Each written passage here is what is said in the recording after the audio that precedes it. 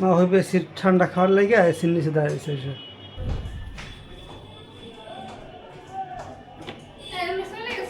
হ্যাঁ নিচে ভয়াবহ রকমের মেঘ সৃষ্টি হয়েছে। মনে হয় তীব্র বজ্রপাত এবং ঝড়ের মতো বাতাস, আর বৃষ্টিও মনে হয় হবে। আমরা জানালার ফাঁকা দিয়া বজ্রপাতের যে সিগন্যাল সেগুলি দেখতে পাচ্ছি। অনেক অনেক মেঘের উপর দিয়ে আমরা দেখার চেষ্টা করছি। ভয়াবহ রকমের বৃষ্টি আর ভয়াবহ রকমের বাতাস আর বজ্রপাত তো আছেই। প্রচণ্ড গরমের পর এত প্রচণ্ড মেঘ বৃষ্টি, এত ভয়ঙ্কর অবস্থা ভিডিও করে আপনাদের দেখে। তীব্র তীব্র বাতাস।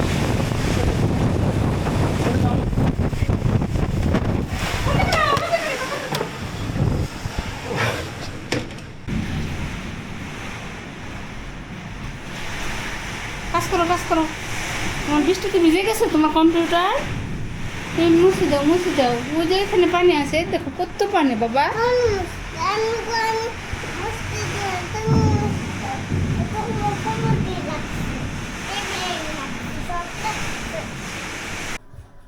আজকে সালথায় এত পরিমাণে ঝড় হয়েছে, আমার মনে হয় বিগত 10 বছরের মধ্যে এত ঝড় হয় নাই।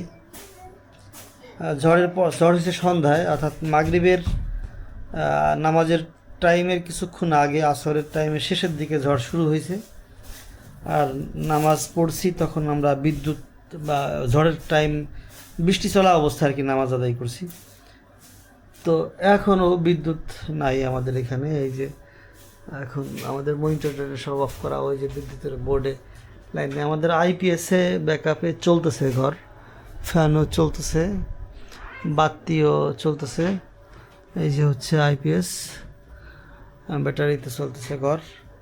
কতক্ষণ পর্যন্ত এরকম থাকবে জানি না, তবে আশা করা যায় যে যদি সারা রাত বিদ্যুৎ না আসে তবু আমাদের ফ্যান লাইট চলবে আর কি, মনে হইতেছে।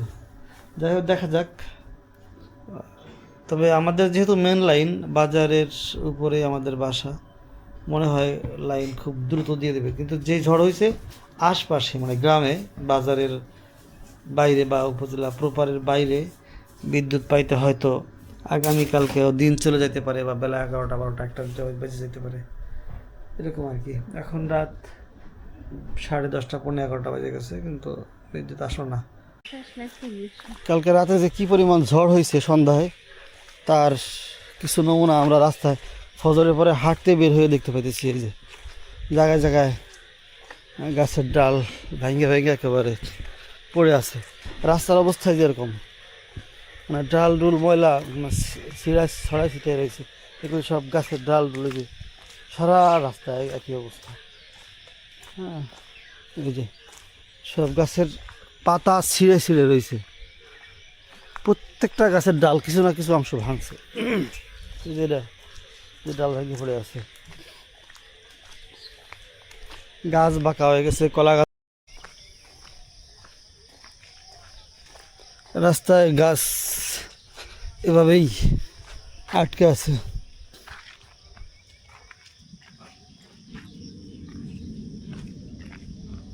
গতকালকে সন্ধ্যায় যে প্রচণ্ড বেগে ঝড় হইল, তারপর থেকে প্রায় 10টা পর্যন্ত বিদ্যুৎ ছিল না। এরপরে বিদ্যুৎ আসছে, কিন্তু আমরা মনে করছি বিদ্যুতেই আমাদের সব কিছু চলতেছে। সারা রাত ফ্যান বা বাতি যেগুলি দরকার এগুলি জ্বালায় রাখা হয়েছিল, তো ফ্যানও চলছে। কিন্তু সারা রাত কী করছে, আমার আইপিএস ব্যাকআপ দিচ্ছে।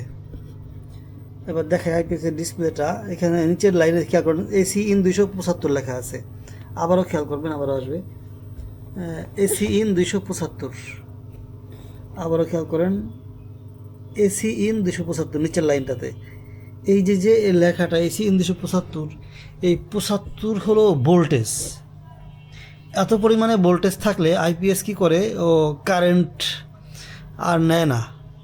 কারেন্ট থেকে চার্জ না নিয়ে ঘরে ব্যাকআপ দেয় হলো সরাসরি ওর ব্যাটারি থেকে। মানে আইপিএসটা বন্ধ হয়ে যায়, অটোমেটিকলিতেই ভিতর থেকে বন্ধ হয়ে ফুল ঘরে আইপিএসে ফ্যান লাইট কম্পিউটার সব কিছু চলে। তো আমরা মনে করছি যে কারেন্টেই চলতেছে, কারেন্ট আছে, কিন্তু সারা রাত ওই আইপিএস নিজে ব্যাকআপ দিছে কারেন্টের লাইন অফ রাইখা, যার কারণে মানে সারা রাতে একেবারে আমার আইপিএসের ব্যাটারি সম্পূর্ণ চার্জ একেবারে ফুল শেষ হয়ে গেছে। ভোর রাত্রে উঠে দেখি যে এখন ফ্যান অফ, অথচ কারেন্ট আছে। এসে দেখি যে আইপিএস চালু করা, কারেন্ট আছে, কিন্তু ব্যাটারি লো হয়ে আমার ঘরের মানে ব্যাকআপ ফ্যান ট্যান বন্ধ হয়ে গেছে। এরপরে আইপিএসের সুইচটা যখন বন্ধ করলাম তখন ওই কারেন্টটা ঘরে আবার সাপ্লাই হলো। যতক্ষণ আইপিএসের সুইচ অন করা থাকবে ততক্ষণ কিন্তু কারেন্ট ঢুকবে না, কারণ ভোল্টেজ বেশি। ভোল্টেজ সাধারণত বিদ্যুতে থাকার কথা 230, 35, 40, কখনো কখনো 250 পর্যন্ত যায়, কখনো 220, 25 থাকে।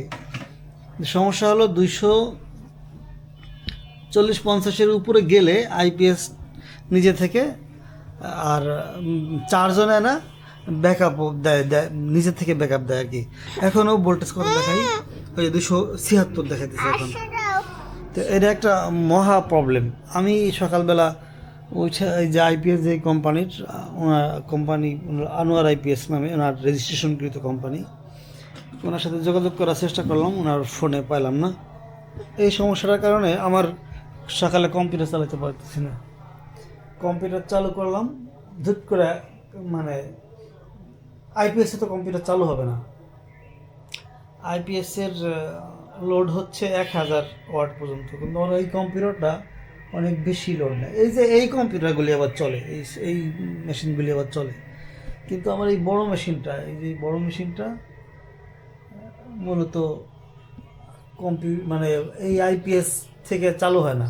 মানে চালু হওয়ার সময় কারেন্ট থাকতে হবে বাধ্যতামূলক, কারেন্ট থাকা অবস্থায় চালু করতে হবে। এরপর যদি কারেন্ট চলে যায় তাহলে ওই আইপিএসের ব্যাকআপই চলবে, কিন্তু চালু হওয়ার সময় কম্পিউটার যে লোড নেয় বিদ্যুতের, ওই লোডটা এই আইপিএসটা দিতে পারে না, এত পরিমাণে লোড নেয় আর কি। তো এই জন্য সকালবেলা কম্পিউটার অন করলাম, ধপ করে বন্ধ হয়ে গেল, কারণ এই যে রাত্রে ঝড় হয়েছে, আশপাশের লাইনগুলো কমিটি বোর্ড তোমার কমিটি বড় বড় সাসদে নাই কদে ব্যাটারি আনিস নিয়ে গেছে আবার নেক্সট মিনিট চিন্তা। হ্যাঁ ঠিক আছে।